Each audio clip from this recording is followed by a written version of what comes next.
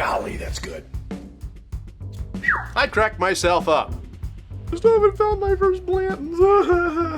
That's different. I really like that. They're like together, like peas and carrots. That's funny. Sometimes accidents are good things. Peychauds or Pechauds or Pechaw. This is not what I expected.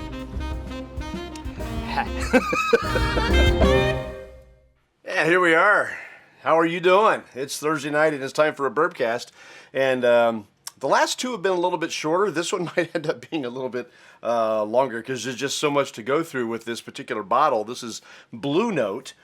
Before we get into it, I do have some news.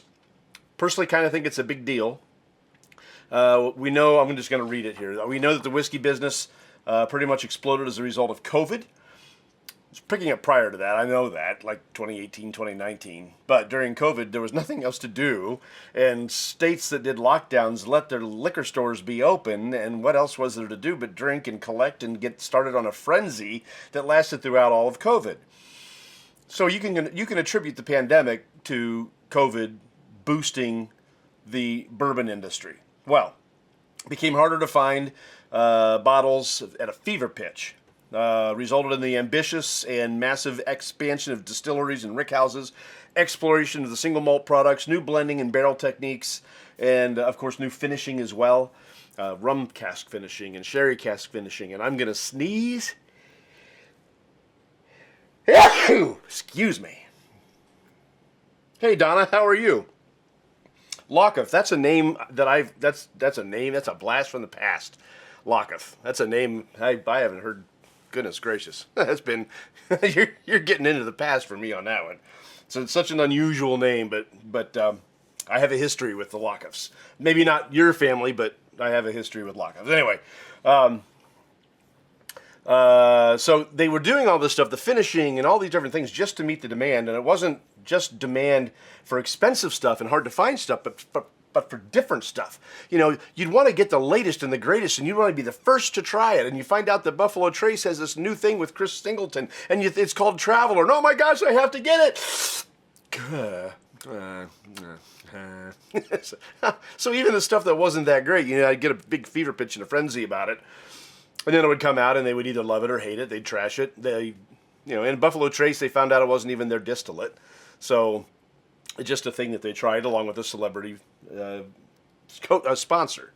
Anyhow, well, COVID is over. The industry is slowing down, even in the midst of all the ongoing expansion.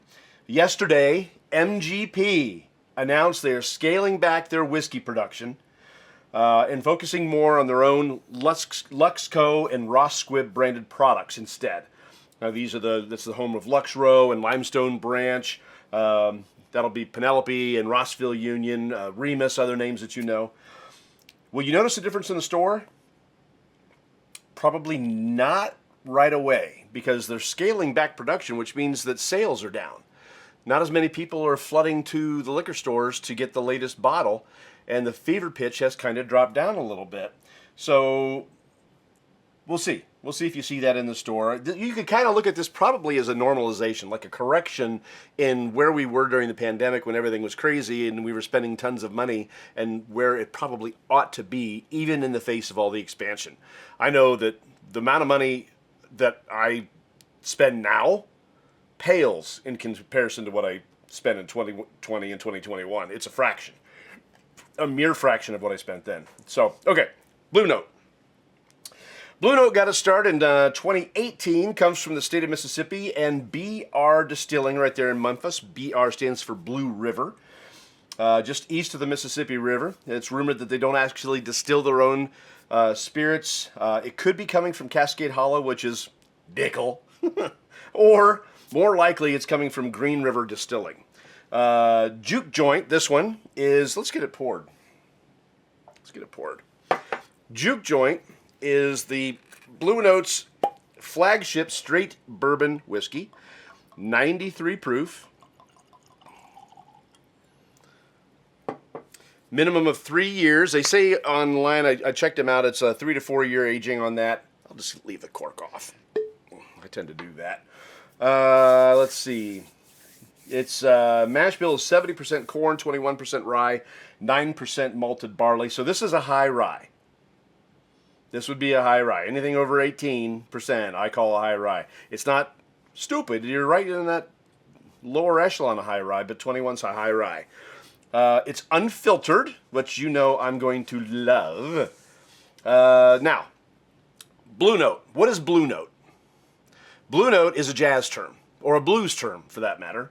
It comes from the blues. It's named after places where the blues made its name. A juke joint is a bar, tavern, roadhouse featuring music played on a jukebox with live bands placed to dance.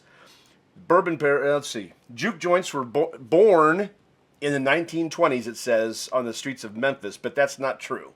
It was actually born before that. They found the roots in African American music at the time of slavery, but then they were widely used within blues and jazz, receiving the name blues scale. The term blue note is usually translated as an outside note, due to the fact that the note does not belong to the natural scale. And the blues scale is not the same as the normal scale.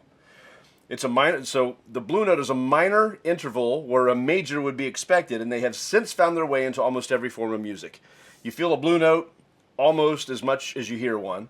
They are twangy notes that give a blues song its edge, providing the beat, personality, spirit, and soul. And yes, I did create I found a video, and this is just a 30-second clip, but it'll explain it a little bit better.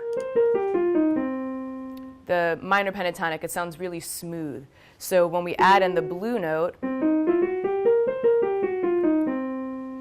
just got a little bit more oomph behind it. Not bad, but if I add in the blue note, gets a little bit more interesting. Another way that you can use the blue note is to slide into another note. And then make it a little bit more interesting, I would go. So it just gives it a little something more. That's how you use a blue note in a solo. So there you go. There's a blue note. There's an explanation of a blue note, which I actually really like that explanation. Now, the juke joint itself is an African-American vernacular term for an informal establishment featuring music, dancing, gambling, drinking, primarily operated by African-Americans in the southeastern United States, back slavery times and through the 20s. The word juke, also spelled J-O-O-K, juke, is believed to be rooted in West African word juga, meaning bad or wicked, or the Gullah word juke, J-U-K, which means infamous and disorderly. I like that. So, we've poured it. We've given it just a couple of seconds. Let's give it a little spin. It's not particularly dark. That's that 3 to 4. I'm going to guess it doesn't have much more than a number 2 or 3 char on the barrel. I didn't find any information about that. The reviews on it actually were quite slight. I found out more about the music and everything else than I did this. So let's give it some schnoz. Ooh. Okay. It's actually got a little love in there. The thing that's hitting me the most is caramel, which is caramel with a degree. Donna, you're gonna find out. I got a bingo cards worth of things that I do and I say that the regulars to the show they know what I'm talking about. So Donna, you're just gonna have to hang and watch because there's a lot. There's a lot. All right. So it's got a little earthiness to it. Maybe just a slight hint of tobacco. I did something unusual with this one. I actually wrote down some flavor notes that I got from other places. I wrote down the flavor notes that I got from Blue Note, and I wrote down the flavor notes that I got from another reviewer. So I will hit those in. I didn't read them, but I did copy them, and I'll share those with you in a moment.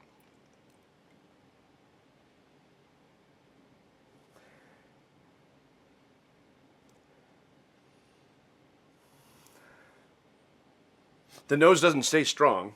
It kind of fluffed out here. The caramels are what's going to hit me the most. There's a little bit of cinnamon in there. There's also a fruit note. Blackberry maybe? Just a little bit. What they say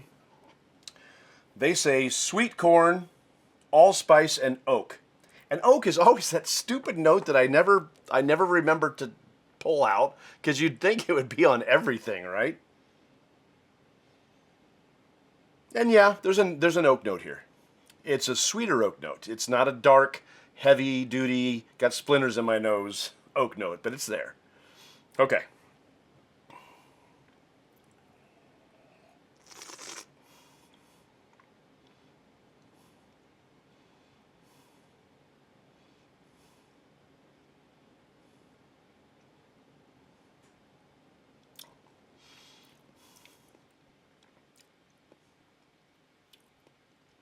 For 93 proof, that's warm. I'm feeling that go all the way down. It's got a bite to it. It's not unpleasant, but that bite is something that I respect. So for Donna, you haven't seen this before. I call it the bloom. You set it on your tongue, you let it do its work. Swim it around, chew it around, let it sit there, and let it do its work. So that way, the next time you take a dram or a sip, it doesn't affect the heat doesn't affect your palate as much, and you can actually start to get some flavors out of it. So I'm going to do that again.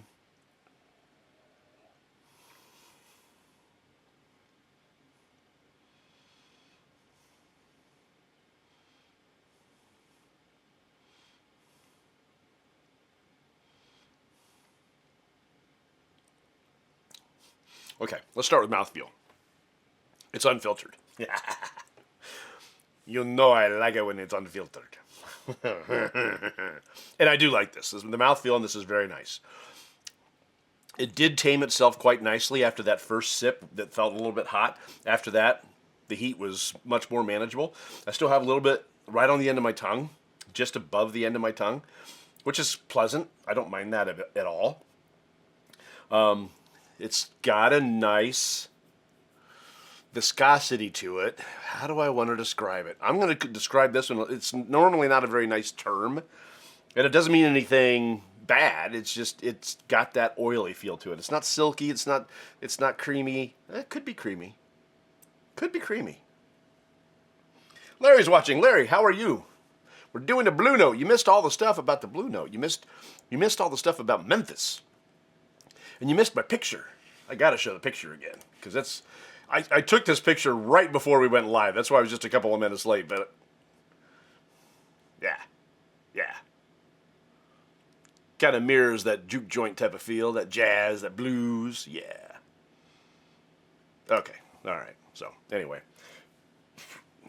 I love blues. I love jazz.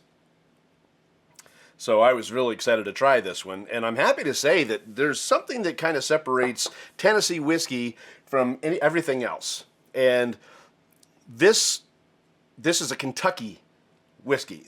Everything says that it's Memphis, Tennessee, but this is actually a Kentucky straight bourbon whiskey.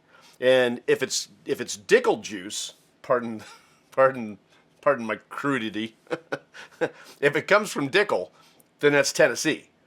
But if it actually comes from Green River, it's Owensboro, Kentucky. So this presents itself as a Kentucky bourbon, not as a Tennessee. So I'm not getting any of those Tennessee whiskey notes. There's nothing on it that says anything about a Tennessee whiskey. This is a straight bourbon whiskey, a Kentucky bourbon whiskey. So if it's Green River, it's Green River, and I'm happy with that. All right. Okay, let's get back into it.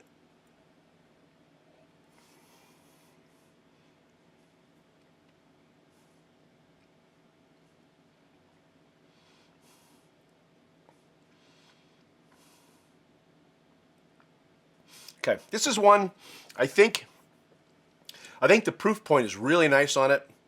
I think it needs to spend more time in the barrel. This is a 3 to 4 year.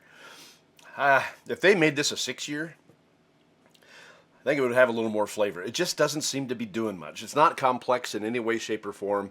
I think they do their own barrels, and they rest these on their own property. And it is rested in the facility outside of Memphis. So they're not getting that urban heat that is often associated with cities because it's out near the Mississippi River, outside of the city central, north side of the city. So it does have some give and take of the evaporation and the in and out of the wood. I think this could benefit from a darker char, maybe a toasting before you char, and probably at least another 2 years in the barrel, make it a 5-year or 6-year. It just doesn't have a lot of flavors. The nose was wonderful. The flavors are not bad. They're just a little bit timid. There's no complexity here. Let me give you one more. And then we'll put it on water to see if it opens up. This is a fresh crack. So it's always going to be different on a fresh crack. All right.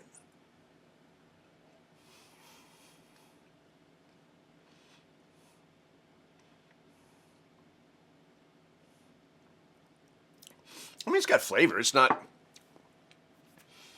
definitely not thin on the mouth. I just think that there's something there. There's something about this. And I know this is the flagship. This is the lowest of the low of the versions that they have. I just think that it could be a little more. Just a little bit more. But that could reveal itself when we added water to it. Spencer, how are you? Glad you're here. We're doing Blue Note, one I've been really, really wanting to try. I've seen nothing but good news about it online, and it is good. It's got a nice flavor to it. I love the unfiltered mouthfeel. The proof is fine. Everything about it is fine. The nose is great. On the palate, it's just a little bit understated for me. I wish it would have a little bit more, if you'll pardon the expression, a little more jazz, right? All right, so let's just add let's go three of them. 3 drops this time. 3 drops this time. That could be a Doors song. 3 drops this time.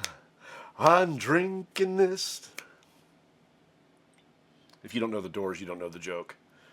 I told a joke the other day that I thought was hilarious, but it was around younger people. So they had no idea what I was talking about. I had to explain it, and we have to explain it. It's not funny anymore. Not to anybody. Because then you explain it, and they go, oh. Yeah, screw you. It was funny to me. Not screw you. Not screw you. I'm talking about the young people I was talking to the other day. Oh, my.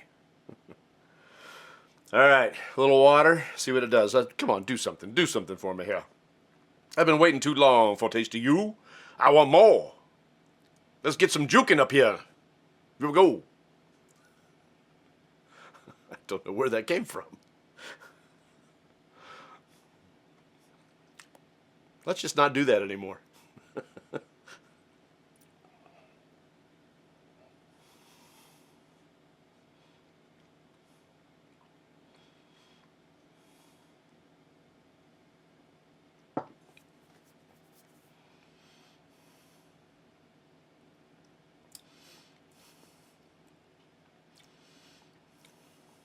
It improved the bloom.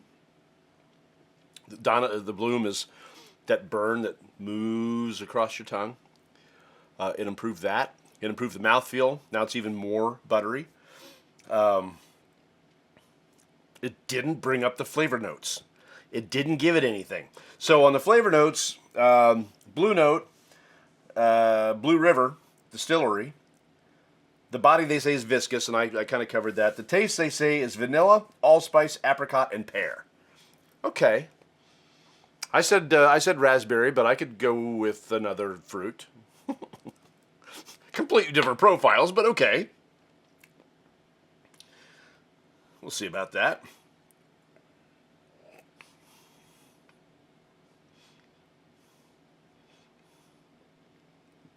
I got to reach for the pear, but I can get some apricot out of that. Yeah. Especially on water. It was more of like a blackberry neat with a little bit of water. It changed a little bit. It didn't get any sweeter. For me, those tobacco notes are still there. And that oak did bring up, that oak did come up a little bit in the flavor profile as well. For the finish, they're saying allspice fades into lingering notes of oak, pear, and vanilla. I have no vanilla on this whatsoever. Vanilla is a sweet note, and I'm not getting any sweet on this. Nah. And who tastes allspice? No. I mean, maybe. I guess I'd have to taste allspice, and I don't want to. It's okay in recipes and stuff. All right, so another reviewer I said that the nose is caramel, vanilla, maple, traditional bourbon aroma. That's a cop-out. Traditional bourbon aroma. Come on. Cop-out. Palate.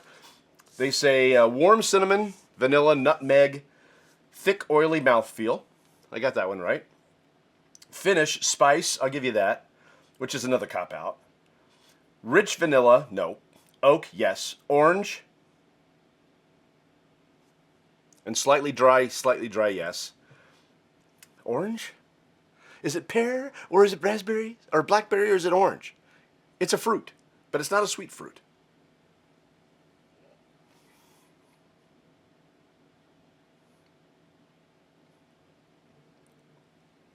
Okay. If I look for it, there's some orange in it. If I look for it, I gotta really look for it for the pear. If I look for it, there's apricot there. Okay. But is there a lot of flavor? Does it bowl me over with flavor? No. No. It's a nice whiskey. It could possibly disappear in a cocktail. It could possibly be there until that ice starts to melt, which is our next test, by the way. Water didn't do much for it. So, this was a big week. Whether you're for it or against it, love it or hate it, it was a big week. And it's something that is laid out in our founding documents, our founding principles, that we do what we did on Tuesday.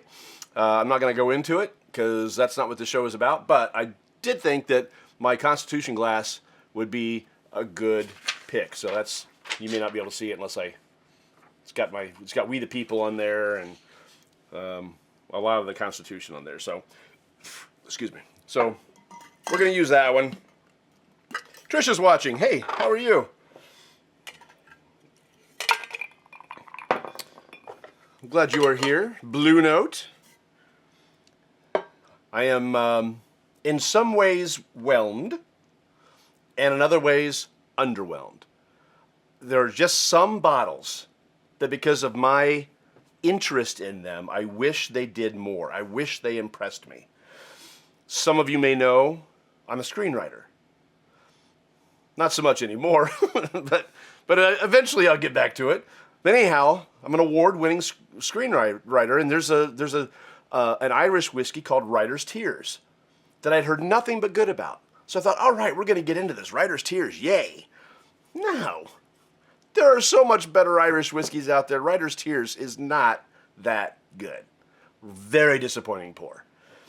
I have been a musician for as long as I can remember. I think I started playing piano when I was 5 years old. So music is a part of me. I was on the radio for almost 20 years. Before that, I was in bands. I was in country bands and rock bands and all sorts of stuff. I played drums. I played keyboards, of course. I played in marching and concert bands. I played trumpet and percussion and timpani and marimbas and everything you can think of. I am a musician, and I enjoy being a musician. Right now, I'm limited. I don't have a drum set anymore or anything like that, so I'm playing bass. I play bass guitar with some stuff, and I still play some keyboards here and there. And I record, and I compose, and I do things like that when I have some time. But that would lead you to know why I was interested in Blue Note. And I was really hoping it would be something that would speak to me, like I was hoping that Writer's Tears would be something that speaks to me, and they don't. Dang it. All right, okie dokie, she says.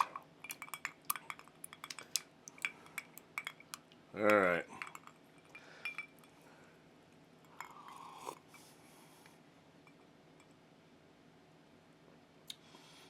Strangely enough,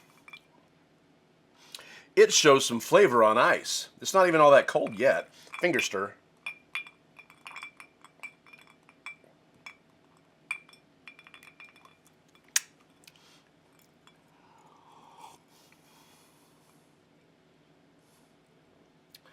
So it's going to be slightly cold, which means you're going to mute the flavors.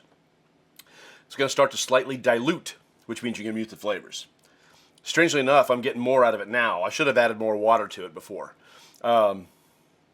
It's sweeter now.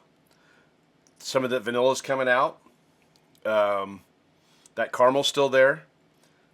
Still the cinnamon, still the oak. On ice, this is actually a pretty decent pour.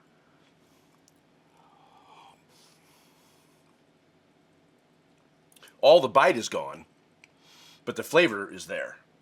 It's still muted, but the flavors that I was looking for before are there now. There's that apricot, little orange. That's such a rarity. Put it on a rock. Now all of a sudden it's got some pleasing flavors. Does that mean I'm going to drink it on a rock? No. Not very often. But if you were looking for a summertime bourbon, this might be it, the Blue Note. Juke Joint by Blue Note. All right? I have no idea what I'm doing next week. I didn't bring anything over here. I don't have an idea.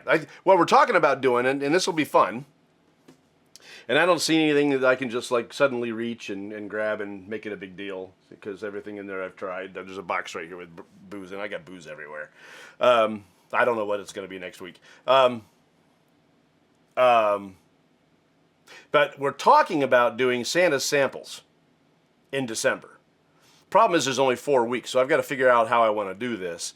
But over the years, people have given me samples, and somebody just gave me samples again the other day. Very kind of them. They did their own barreling of something, and they wanted to know my impression of it. So we'll be doing that in December. But we're gonna be hitting some of those samples, and I think what we'll do is like a vote of which one you want me to try that week. So I'll offer like 4 different samples of some of the things that I've got, and you vote on what you want me to try. And the number 1 vote is the one I try that week. And we'll do that for probably 4 weeks. Maybe 6 if we decide to take it on into January for a couple of weeks. That'll be fun. So that's what we're looking at doing for December is the samples. As far as next week, I don't know. I got no idea. But anyhow, thank you for tuning in and watching. I'm sorry I was just a little bit late. But, you know, it takes time to do good quality photography. And this was the one that we did tonight. And I did that just before we started. I mean, right before we started. So it took me just a couple of minutes to get that done. The cork is going back on. And I shall say thank you for being here once again. You can check us out on YouTube if you are doing nothing else. High Bank Distillery Whiskey War. I've done that one. And I've done the double oaked that you own, Tricia. So if you are looking for my notes on that, you can watch that again and get my notes, or you could offer to crack it with me nearby, and I could just tell you live. I'm just saying. I'm just making a suggestion. That's all. I like that double oaked from whiskey. I like regular Whiskey War. It's a barrel proof. It's really good. Comes from High Bank Distillery in Columbus. It's very tasty. Lots of flavor, complex, which again this really isn't.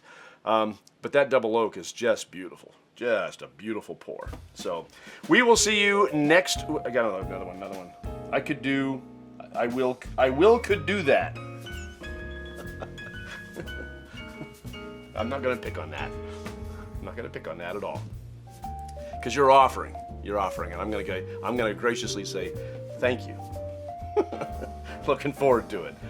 All right. Hey, we will see you next Thursday, 7 o'clock, right here on Beautiful Bourbon.